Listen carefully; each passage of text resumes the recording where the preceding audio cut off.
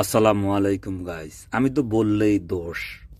দেখেন, রমজান মাস, মাগফিরাতের মাস, চাচা বাতিজা লাগছে জাগা সম্পত্তি নিয়ে। দীর্ঘ 40 বছর বাতিজার সম্পদ চাচা জবরদখল করে খাইতেছে। বাতিজা প্রতিবাদ করার কারণে এবার বাতিজার চলাচল রাস্তায় বন্ধ করে দিয়েছে। যে রাস্তা দীর্ঘ 100 বছর যাবৎ চলাচল রাস্তা, হিজা দাদা বাবা আমরা নিজেরা চলতেছি যে রাস্তায়, আজকে সেই রাস্তায় বাতিজার বন্ধ করে দিছে। এই কিছুদিন আগে এই চাচার বউ, এর আগের বছর চাচা আল্লাহর ঘর থেকে ওমরা করে আসছে।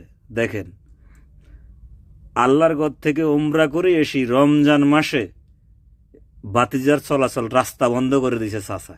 তাহলে আপনারাই বলেন গাইস, এই চাচাকে আর এই চাচিকে আল্লাহর দুনিয়ার জমিনে কি শাস্তি দেওয়া দরকার? এই রমজান মাসে চলাচল রাস্তা বন্ধ করে দেওয়া হয়, এটা কি মানুষের কাজ?